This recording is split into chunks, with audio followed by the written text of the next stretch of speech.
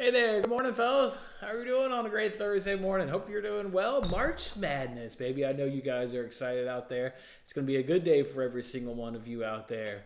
All right, appreciate you guys settling on in with you here. Let's grab your breakfast. Let's talk our sports and talk our sports betting as well. We'll go ahead and recap yesterday. Go ahead and recap early this morning, and then go ahead and set the table for about the next week and a half or so on what we've got going on here at the channel. So if we go first, start with that recap there from yesterday. It's the play that we talked about, the play that, even showed the video on how we even got the cash, where the ball goes through the gloving there of Cronenworth there on first base on a routine double play. I guess nothing's too routine in baseball. You watch enough games, you see enough silliness happen. That was certainly silly. It just went our way. Dodgers on the red line as they beat the Padres in game number 1, 5-2. We start off the MLB season 1-0, starting off with a good little cash. And then we got a great bump to our arbitrage. Of course, we made a couple plays. Hell, there was one play yesterday that we made almost $8.50 alone. But remember, we spent some of that money on yesterday's show. First half under. Colorado taking on Boise State yesterday, provided to us yesterday in the chat by Taylor, and it's not the first time that you guys have given us a banger, and I know it's not going to be the last time because you guys always cook up great plays with Taylor. And I saw a few people on Twitter tailed that play as well. Taylor under 55 or 65.5 points. Cash is about as easy as it can if it's 26-24 there at halftime. Taylor, that one had to feel extra good, Taylor, because even though I didn't have like a unit on it, I still, monitor in terms of like the line. I'm just always curious, like, are people betting with me or against me on this one? I saw that line went up to 66.5. So people were taking the over, obviously, driving that number up a point. But whatever research you used was absolutely dialed on. I know you mentioned on the show in general, first 4 games, kind of stayed under. We saw that obviously the previous night there in that UVA game. So just a great hit there, Taylor. Really getting us a lot of money in our arbitrage bank to have some good fun with over March Madness. So appreciate that one, Taylor. As it gets it done under 65.5 points, not only did we cash that play, and we picked up a free $10 bet in that process over there on BetMGM. So appreciate that winner there, Taylor. I know everybody else does that tailed that pick as well. I mentioned that we gave a little bit of it back. Well, we've actually given all of it back. Yamamoto, as you can see there on the bottom of that tweet, we talked on yesterday's show is minus 154. Something happened in the course of the day where those odds obviously completely flipped. You could see when I purchased it and tweeted the play out, it was at minus 102. I loved it at basically even money. He got his absolute rocked. I'm sure you guys, if you didn't see it, you've certainly heard by now. He only pitched 1 inning, gave up 43 pitches in that first inning. Obviously really tough to bounce back from a 43 pitch inning. That's all she wrote. He did get 2 strikeouts though, but got beat up, hit a batter, walked a batter, gave up hits galore. All 9 guys got an at-bat up against his ass, so didn't quite go our way. So that 1-1 MLB record season is obviously also our record on the week, as those have been our only 2 bets that we've had this week. So down just minuscule on the MLB season, and also down on the week at 0.09 units. We're going to need something to go ahead and cash in the next couple of days so we can sit there and be profitable for 4 straight weeks in a row, because remember, we've pulled in profit the last 3 weeks. We're really hoping to make it 4. Was always going to need to kind of be perfect this week just because the volume was going to be extremely low, and we're going to need one of these free rolls over the next couple of days, to go ahead and quite frankly, is going to have to come through for us. So before we talk about the free rolls, we'll head on into the comment section, see maybe what you guys are cooking up. You guys got to let me know all the excitement that you guys have in the air going on right now for March Madness. Love to join in on y'all's excitement, so let me know what's going on. Taylor, what's going on, man? Kicking into high gear, man. I know you've said from previous shows you're a high volume bettor. I don't know, what that means in terms of your volume of plays, but good luck, man. Absolutely good luck. You're gonna absolutely crush it. I mean, that was, we all hope for no sweat winners, but damn, you absolutely delivered on a no sweat winner. So my man, good luck today. Good luck today on the madness. I've got a little bit of madness I'll have, and of course, this is the one bet we shared yesterday. I actually just saw DraftKings send out a tweet. It was the top underdog bets of the day. I don't know if it was by bets or by handle, but whatever DraftKings said. And the answer had Duquesne was number 3 on that list on knocking off BYU. Remember, of course, yesterday in the chat, Corey wasn't too high on Duquesne knocking off BYU, but It seems to be a popular play. We'll see how it goes and see if this parlay can't be alive. Going into tomorrow, we'll also have UAB and James Madison to go ahead and round out that three-legged parlay. Of course, just $5. We're talking arbitrage cash, so nothing crazy on this one. DraftKings is doing the same thing. If you bet on a double-digit underdog, and if you lose that wager, you'll get a $10 free bet back. You could see I only wagered $5. That's because I'm so limited on DraftKings. When I get a $10 free bet, they don't even let me apply. They'll let me apply it, but they don't actually let me bet it. So a $10 free bet just ends up being worthless because I can't end up spending it really on anything meaningful. So I had to dial it back to $5 where I have a better chance of using the free bet if I were to earn it. But I don't want to earn that free bet. Let's go Akron. Go ahead and knock off Creighton. If you want to know where I got that bet from, Matt actually hit me up yesterday and gave me a couple of his bets, and this was one of his favorite dogs. He likes them, obviously, against the spread if he likes them outright.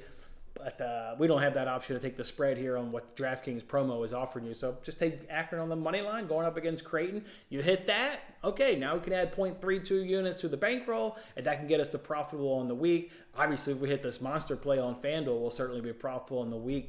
What can we expect otherwise, for the rest of this week? Well, I'm not going to do a show tomorrow. Spring break has actually already started.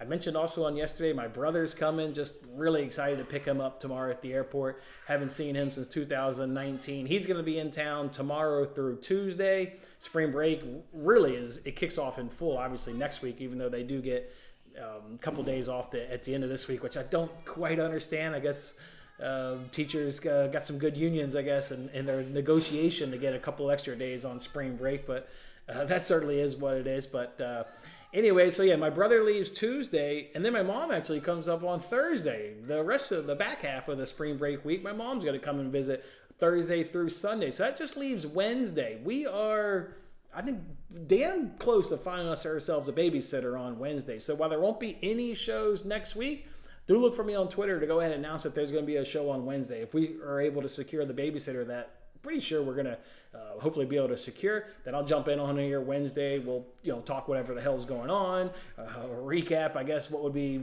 March Madness opening weekend, and obviously then that next day you'll have the next round starting and all that. So hopefully get in a show on Wednesday. Otherwise, there won't be any shows next week as I'll be enjoying spring break with family and what have you doing that. So, which actually comes at a good time, right? Because I'm not betting anything this weekend anyways. There's no soccer going on, and at least the first part of next week there was no soccer game. So spring break, at least in terms of things that I bet on, fella definitely had a good time. Of course, MLB opening day does start next week, a week from today on the 28th. So actually, if we are able to pull off a show on Wednesday, that would just be really, really good timing because then we'd be able to fire off maybe a couple of MLB opening day bets. And we can obviously talk about them and justify them on Wednesday's show. So that's what we've got going on. No shows tomorrow. We'll say at this moment no shows next week because at the moment we don't have the babysitter. We'll say no shows next week. But again, stay with me on Twitter. We should be able to announce something on Wednesday. I think we'll be able to come through for you there. So, all right, Taylor, what have you been digging into, my man? I've been digging in through your systems. I love that. In preparation for March Madness. Live betting angle. Love it. Betting second half unders on games that are within 2 points at half. Have gone 92, 56, and 2 since 2001. Holy shit. I'm going to leave that up on the screen there for a little bit for you guys to capture it. Obviously, I'm not a basketball guy, so the chances of me watching any basketball today is about slim to none. I know I won't watch any basketball today. But I'm going to leave that on the screen to make sure everybody gets it. So what we're saying is, if it's a 2-point game at half, bet the under. Only the second half under, or you then do it, I guess the full game under, second half under, I guess that would be relatively the same thing. So if it's a 2-point game at half, bet the under. Very profitable trend going 92, 56, and a couple pushes in there as well. Great system there, Taylor. Appreciate you sharing that. Yeah, I mean, the logic's there. I hear you. Logic's definitely good. Mike, good morning, man. Morning. Sorry for your tardiness. You're good, man. I appreciate you hanging out with us, man. I wish I had more shit to talk about, but yeah, I've kind of just talked about it all week. Just really slow in terms of what I've got going on. I know you guys are super excited. That's why I was hoping you guys would be fired up in the chat. Let me know all the bangers you've got, the 3-leggers you've got. What's your favorite underdog today? What's your favorite against the spread play? Let me know. I've got, what do I got? I've got $53 to spend. Let me know what you've got. Although I got to subtract $10 obviously there on screen. So I've got $43.68. $43.68 is actually what I've got. And I don't want a free bet. It'd be nice to hit those. It'd be really nice to hit one of these and pull profit on the week and make it 4 straight weeks being in profit. Maybe we're really stinking good. Be really good.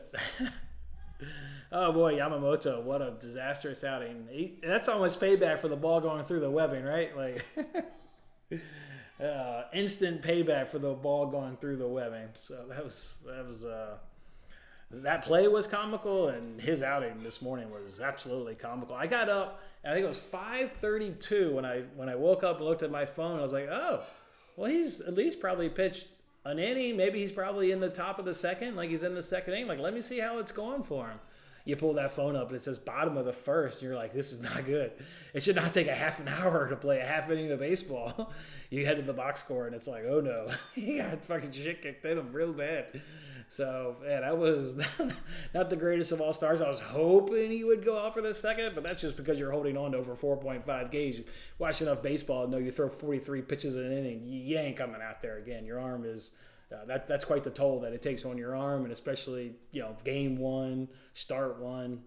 Yeah, that's all she wrote. But apparently everybody got beat up. It wasn't just Yamamoto. Hell, there were 26 runs, a 15-11 game, so it wasn't just Yamamoto. They all got beat to shit. So much for that under on this morning's game.